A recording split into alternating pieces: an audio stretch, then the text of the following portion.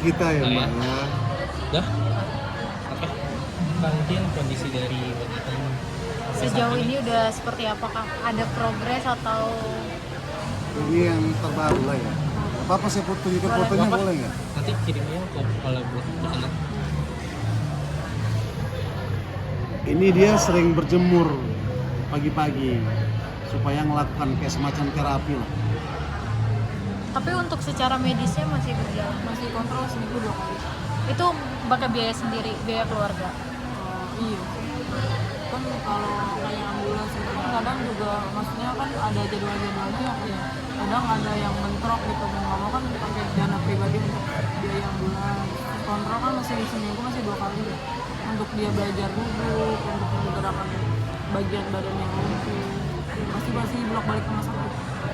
Kondisinya Bang kita ini Mbak, dia sedih kenapa? Karena teman-teman SMA-nya dia, sepermainannya dia sudah punya anak, sudah nikah. Dia kan kejadian ini kan umurnya 20 tahun. Selama 12 tahun coba hilang masa remaja ini. Nggak bisa nikah, gimana mau nikah keadaan kayak gitu? Apalagi punya anak. Nah ini orang yang menabrak dia hanya untuk sekedar sapa aja, assalamualaikum, gimana kabarnya bang? Pada saat kejadian sampai sekarang loh, seharusnya kan dilakukan. Itu yang kita minta sebenarnya dari keluarga. Tapi apa? Makanya podcast itu juga kan begitu saya datang maksudnya ya ada tanggapan baik ya bang ya. Maksudnya kita ngobrol pada saat di podcast itu aja gitu. Oh, Ngobrol pertama tuh pada Sinis. saat di podcast iya. Jadi ya posisi di podcast itu maksudnya yang orang pelukan itu kan, iya. yang orang taunya pelukan sudah memaafkan itu sebenarnya saya Diminta sama Bang Densu sebenarnya, karena jiwa besar kami lah. Kata dia gitu, minta maaf lah, meminta maaf dulu itu tidak akan merendahkan diri kamu kata dia gitu. Akhirnya aku minta maaf karena sudah memviralkan gitu. Aku pun memviralkan ada alasannya. Iya, gitu. betul. Kalau emang dia gampang dihubungi seperti yang dia bilang, ya mungkin maksudnya saya sampai memviralkan. Gitu. Jadi Bang Densu minta kami karena katanya ya udah bang ya kita damai ya. Nah terkait podcast itu kan Bang Densu itu bilang lah ke Hani, kan kamu paling muda dibanding pihak Nadia, minta maaf lah. Karena memang dianggap ini kan kita difasilitasi Bang Densu kan? Iya.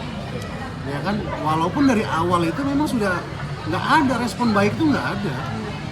Ya, karena Bang Densu lah yang meminta, Hani minta maaf lah. Minta maaf itu kan tidak merendahkan kamu. Iya dong, itulah yang kita ambil. Karena memang diminta sama Bang Densu dan kita anggap juga kalau memang kita salah. Minta maaf itu kan apa sih susahnya? Kekuatan paling besar itu adalah mengucapkan maaf. Inilah kita lakukan. Tetapi kan kita seolah-olah diambil tuh angel yang apa tuh, angel yang inilah itulah gitu loh. Padahal kita itu difasilitasi sama Bang Densu, dan Bang Densu pun juga yang menyarankan karena Hani lebih muda pada saat itu, minta maaf lah. Makanya lah kami minta maaf sama Nadia terkait akan hal apa? Akan hal mungkin memviralkan. Ya kan? Yang kedua, kan kita mau duduk bareng-bareng ada Bang Densu nih. Sama-sama yuk kita lihat abang nih gitu loh. Sama-sama yuk kita bantu abang nih. Jadi penengah ya. Itulah yang akhirnya kami ada di titik rendah untuk memaafkan dia. Tetapi kan orang memahaminya beda. Itu kejadian sebenar-benarnya Mbak. Gitu loh. Karena setelah podcast itu dia nggak ada, Komunikasi. nggak ada. Itu aku duluan yang nyamperin ke dalam. Sekedar buat pamit dan lain-lain disamperin. Nggak ada. Aku yang samperin. Dia nyamperin. Dan terkait ke rumah, sampai dia ke rumah yang Bang Densu ke rumah itu, kan pada saat kami selesai podcast, saya bertiga lah, saya, pengacaranya Nadia, sama Bang Densu bercerita lah. Saya juga bikin kan, ya udahlah bang, kalau tadi kita udah selesai nih, mereka kan sudah peluk-pelukan tadi itu, ya kan, yang difasilitasi Bang Densu kan juga saya pinginnya itu segera datang ke keluarga untuk dapat permintaan maaf karena di sini sudah kita oke, dan segera kita ke Satlantas Jakarta Timur untuk menuntaskan kasus hukumnya. Apa jawaban pihak sana? Mikir-mikir dulu. Apa jawaban pihak sana? Mikir-mikir dulu. Saya bilang, bang, mumpung malam ini masih di Jakarta, ya minimal maksimal besok lah kita ketemu ya bang ya. Nanti lah bang pikir-pikir dulu. Akhirnya Densu lah membicarakan situ, saya kasih waktu 3 hari ya, kata Densu. Saya kasih waktu 3 hari. Nah selama proses sehari 2 hari itu tidak ada respon. Saya lah yang memaksa-maksa akhirnya. Telepon Bang Densu, Bang ini gimana Bang, kok nggak segera ke rumah Bang? Ayo lo Bang, kita mau nuntaskan ini Bang. Hukumnya pun biar kita tuntaskan segala macam. Akhirnya mungkin Densu juga mengabari pihak sana. Terkonfirmasilah Densu sama saya, Bang hari Minggu pihak Nadia mau datang. Jadi ada upaya saya dulu. Bukan serta-merta dia datang dengan nggak ada Nggak ada buktinya. inisiatif ya Berarti bang. nggak ada inisiatif. Nggak Berarti ada. tingkat baik bang ya. Ada buktinya semua saya. Ada Sampai bukti. sekarang pun nggak ada nih bang. Nggak ada. Setelah dilaporkan bang, Setelah dilaporkan itu kan malah ya terkesan menjadi-jadi. semacam lah. Oke, berarti salah satu faktor alasan melaporkan yang di Polres Jakarta ada karena itu. Karena itu dari awal tuh nggak ada niat tulus Etikat baik baik. itu tuh nggak ada, empati itu nggak ada, ini korban lu yang nabrak. Justru malah memfitnah jatuhnya ya bang. Iya dong. Berkata-kata bohong juga ya di. Iya. Lu yang nabrak korban sampai separah itu.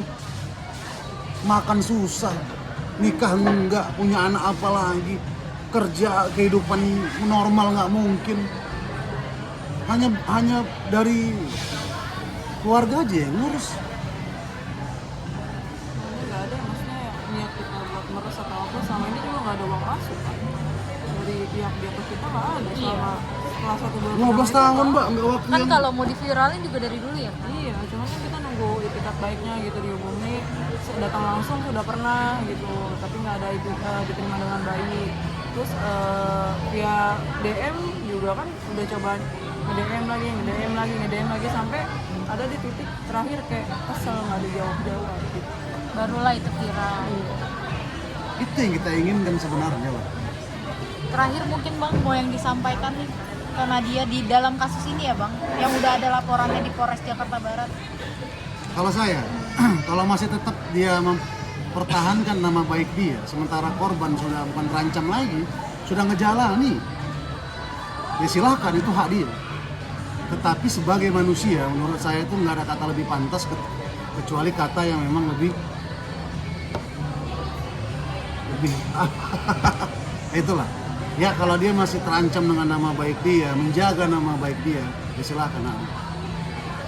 Ya tapi lu melihat itu korban sebegitu karena lu tabrak. Dan kami nggak minta apa-apa sama lu. Kalau dia ngomong takdir, gimana dia takdirnya mau nggak? Itu aja sih.